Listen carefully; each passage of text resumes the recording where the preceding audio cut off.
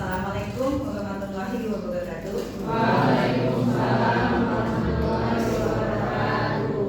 Sebelumnya mari kita buka kelas kita dengan bacaan basmalah. Bismillahirrahmanirrahim. Hari ini sebelum kita mulai pembelajaran kita, mari kita berdoa. Doa sebelum belajar. Baik. Hari ini kita lanjutkan perkuliahan kita untuk mata kuliah ekonomi publik bersama saya Rita Handayani yang akan membimbing pembelajaran kita hari ini. Untuk minggu ini kita akan mulai topik kita dengan materi sumber daya ekonomi. Tapi sebelumnya ada beberapa kata bijak yang ingin saya sampaikan kepada semua mahasiswa saya di kelas ini. Yang pertama, Arthur Wessler mengatakan orang bijak belajar ketika mereka bisa, sementara orang bodoh belajar ketika mereka terpaksa. Ini dalam posisi apa kita bisa tentukan. Ini menurut Arthur Wessler. Apakah kita saat ini sedang berada di posisi orang yang bijak atau di posisi orang yang bodoh? Saya kira ini bisa kita renungin dan kita jadikan pedoman hidup. Seperti apa kata Arthur Wessler. Lalu pendidikan adalah senjata paling mematikan di dunia. Karena dengan pendidikan Anda dapat mengubah dunia.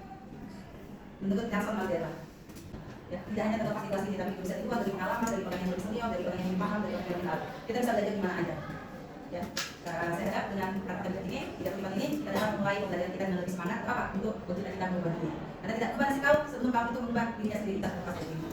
Saya kira itu untuk pembelajaran hari ini. Selanjutnya, sesuai dengan kesepakatan kita beberapa minggu yang lalu, sesuai dengan EKS, kita akan melakukan presentasi kelas. Ya, hari ini yang bertugas adalah kelompok 3. Ya, kepada kelompok 3, saya persilakan. Warahmatullahi wabarakatuh. Waalaikumsalam. Kami dari kelompok 3 yang akan mempresentasikan hasil kegiatan kami yang berjudul sumber daya ekonomi, itu ekonomi publik. Dan di sini ada rekan saya akan membacakan materi pertama yaitu Aisyah Putri Manolo. Saya persilakan. Pertama yaitu definisi sumber daya ekonomi. Di sini kami membaginya menjadi dua pengertian. Yang pertama sumber daya ekonomi secara umum dan sumber daya ekonomi secara penting. Adapun sumber daya ekonomi secara umum atau lebih dikenal dengan potensi ekonomi, sumber daya dimiliki baik tergolong pada sumber daya alam maupun potensi sumber daya manusia yang dapat memberikan manfaat serta dapat digunakan sebagai modal dasar pembangunan ekonomi. Ketergantungan terhadap sumber daya secara struktural harus bisa dialihkan pada sumber daya alam lain. Sumber daya ekonomi merujuk pada elemen-elemen yang dapat digunakan oleh pemerintah untuk memenuhi kebutuhan masyarakat dan mencapai tujuan memberikan manfaat serta dapat digunakan sebagai modal dasar pembangunan ekonomi. Ketergantungan terhadap sumber daya secara struktural harus bisa dialihkan pada sumber daya alam lain. Sumber daya ekonomi masyarakat dan mencapai tujuan ekonomi, pengendalian inflasi dan distribusi pendapatan yang adil. Kelangkaan adalah keadaan timpang antara Dalam pengelolaan sumber daya ekonomi dapat dilihat dari beberapa hal berikut. Yang pertama, ada pertumbuhan yang berkelanjutan. Tantangan pengelolaan sumber daya ekonomi yang di sektor korupsi dalam pengelolaan anggaran pembangunan. Anggaran pembangunan merupakan sumber daya ekonomi. Waalaikumsalam. Sebelumnya boleh balik ke slide 2. Pengelolaan sumber daya alam. Di sektor publik ada kekurangan efisien dalam pengelolaan sumber daya alam. Kemudian di sektor swasta juga ada eksploitasi sumber daya. Waalaikumsalam. Izin bertanya, tadi kan sudah menjelaskan bahwa kekurangan sumber daya alam dapat mempengaruhi duit. Nah, bisa kamu jelaskan bagaimana suatu kekurangan sumber daya alam ini mempengaruhi perubahan duit dan apa dampaknya bagi pertumbuhan ekonomi di Indonesia? Pengelolaan sumber daya alam. Kekurangan efisien dalam pengelolaan sumber daya alam. Kemudian di sektor swasta juga ada eksploitasi sumber daya alam yang berlebih. Nah, jadi kedua belah pihak kan sama-sama memiliki kekurangan. Nah, jadi kalau misalnya ada suatu potensi sumber daya alam, kira-kira pihak mana yang lebih baik untuk mengelola sumber daya alam tersebut? Penelitian untuk mengetahui penyebab perubahan langkah-langkah yang tepat untuk mengatasi perubahan tersebut. yang mereka mempunyai undang-undang dan itu kan di negara kita.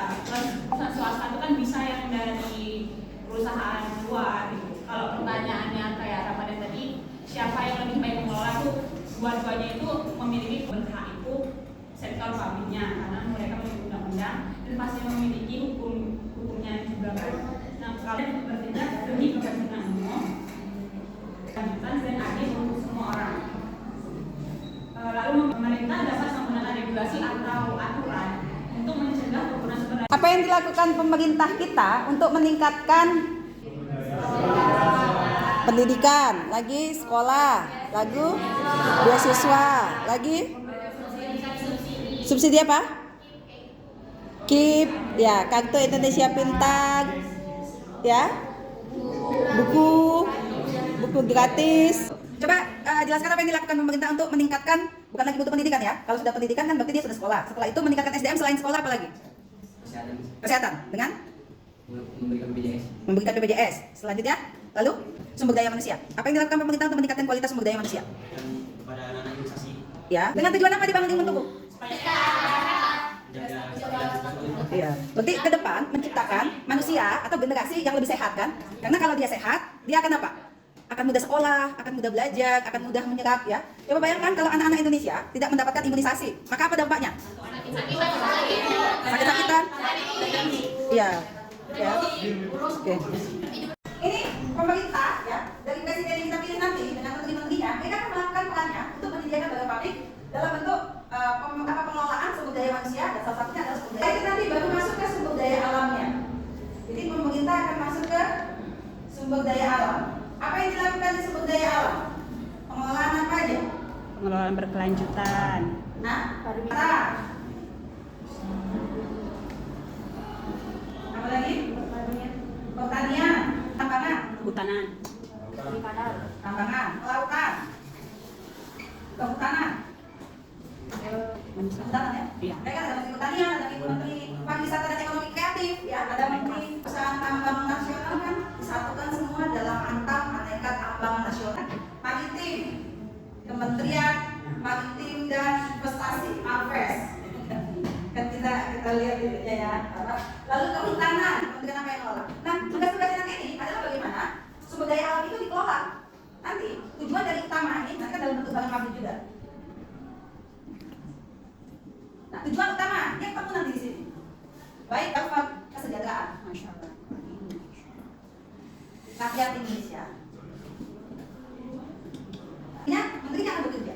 Walaupun nanti itu diawasi Bu, ya, ini akan diawasi oleh sebagainya. Tapi itulah fungsinya. Fungsi pemerintahan adalah untuk mengelola barang pabrik, ya. Untuk siapa? Untuk manusianya dan untuk juga alamnya.